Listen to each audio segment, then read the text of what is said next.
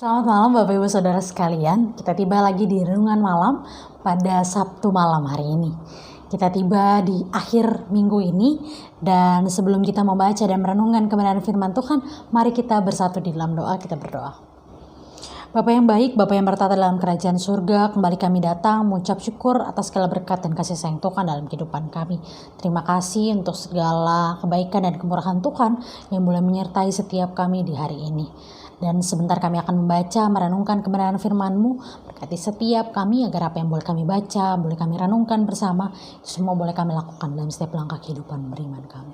Bersabdalah kepada kami ya Allah, karena kami anak-anak-Mu sudah sedia untuk mendengarkannya.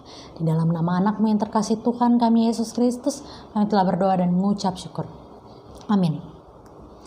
Bapak Ibu Saudara sekalian, bacaan Alkitab kita pada malam hari ini diambil dari Injil Tuhan kita Yesus Kristus menurut Matius, pasalnya yang ke-21, ayatnya yang ke-42, yang menyatakan, kata Yesus kepada mereka, "Belum pernahkah kamu baca dalam kitab suci?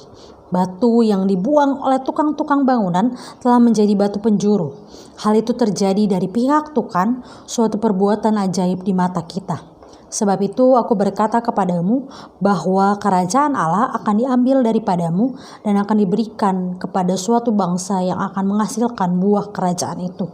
Dan barang siapa jatuh ke atas batu itu, ia akan hancur, dan barang siapa ditimpa batu itu, ia akan remuk." Ketika imam-imam kepala dan orang-orang Farisi mendengar perumpamaan Yesus, mereka mengerti bahwa merekalah yang dimaksudkannya. Dan mereka berusaha untuk menangkap dia, tetapi mereka takut kepada orang banyak, karena orang banyak itu menganggap dia nabi.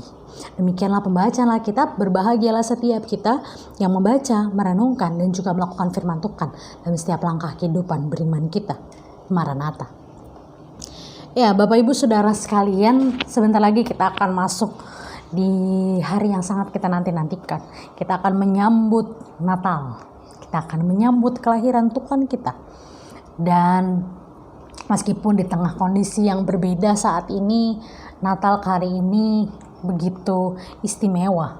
Natal kali ini kita hidup berdampingan di tengah pandemi bersama virus COVID-19 yang hingga saat ini masih berada dan hidup bersama-sama dengan kita. Semua ruang menjadi berdinding. Kita hidup di tengah berbagai kondisi yang mengharuskan kita bertemu secara virtual, baik itu ibadah, sekolah, pekerjaan, hingga hiburan yang bisa kita temui secara langsung. Biasanya semua mendadak menjadi berdinding. Semua mendadak menjadi virtual, menjadi hanya dibatasi oleh layar kaca, layar gadget kita masing-masing. Dan kiranya setiap perubahan dan sesuatu yang istimewa ini tidak kemudian menyurutkan semangat kita untuk menyambut akan kedatangannya, untuk menyambut akan hari kelahirannya. Dan kiranya semangat kita ini, semangat kemeriahan yang kita sambut ini, semangat untuk mendekor, semangat untuk merayakan Natal, semangat untuk mempersiapkan berbagai kebutuhan sandang, pangan, bahkan papan, ini menjadi seimbang dengan persiapan hati kita menyambut akan kedatangannya. Kiranya fokus kita pada perayaan menyambut kelahiran Tuhan tetap dan terfokus hanya kepada Dia yang adalah Sang Juru Selamat. Bukan pada berbagai ornamen Natal, bukan pada berbagai perayaan Natal yang harus kita hadiri, baik secara langsung maupun virtual. Bukan pada berbagai kebutuhan yang harus kita cukupkan, bukan kepada Santa Claus mana yang akan datang ke rumah kita, bukan pada bagaimana kita menyambut tamu-tamu yang akan datang di rumah kita, tapi bagaimana hati kita dan pikiran kita mau terfokus pada Yesus Kristus yang akan datang ke dunia ini. Bacaan kita pada malam hari ini merupakan lanjutan dari perumpamaan Yesus tentang para penggarap kebun anggur yang tertuju pada para imam-imam kepala dan juga orang-orang Farisi yang diumpamakan sebagai seorang penggarap kebun. Mereka yang hendaknya hadir memberikan penyambutan bagi anak Allah,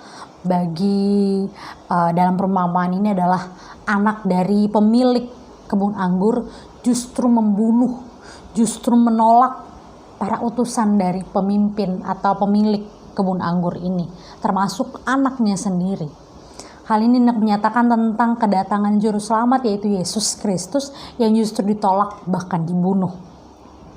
Fokus para penggarap ini telah berubah dari mereka yang hanya sekedar ingin membantu menggarap kebun anggur menjadi ingin memiliki kebun anggur tersebut.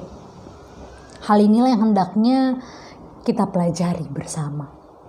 Kita adalah para utusan-utusan Tuhan, seperti juga para penggarap-penggarap ini yang diminta untuk memelihara, yang diminta untuk menghasilkan buah, dan juga kemudian pada saatnya nanti Tuhan kembali dan meminta hasilnya, kita memberikan yang terbaik. Bukannya justru membunuh para utusannya, secara khusus juga membunuh anaknya, karena kita kehilangan fokus kita. Kita kehilangan apa yang hendak kita sambut di masa raya Advent ini, di masa raya kita menanti-nantikan Tuhan. Mari kita tetap fokus pada menyambut akan kehadiran Tuhan, menyambut Kristus yang akan segera datang, menyambut Kristus yang adalah Tuhan dan Juru Selamat kita, yang Dialah yang kita nanti-nantikan.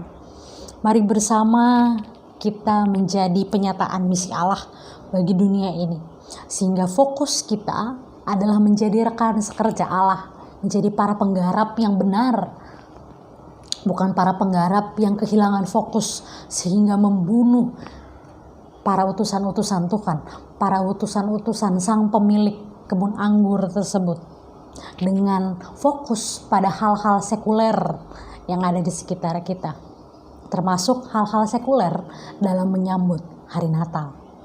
Kiranya setiap kita tidak mementingkan persiapan-persiapan sekuler tadi, seperti perayaan Natal yang begitu hiruk pikuk dengan kemeriahan, tapi kita lupa pada fokus kita untuk menyambut Tuhan yang datang ke dunia ini. Kita lupa bahwa berbagai ornamen, berbagai perayaan, berbagai hal-hal yang ada berbau Natal itu hanya sebagai upaya kita menyambut Dia. Tapi yang Tuhan inginkan sebenarnya adalah hati kita yang mau tulus melayani Dia, mau menjadi pelaku firman Tuhan dalam setiap langkah kehidupan beriman kita. Mari menjadi pelaku firman Tuhan, mari melakukan apa yang Tuhan kehendaki, dan juga fokus hanya kepada Dia. Tuhan memberkati setiap kita. Amin. Mari kita bersatu di dalam doa. Kita berdoa.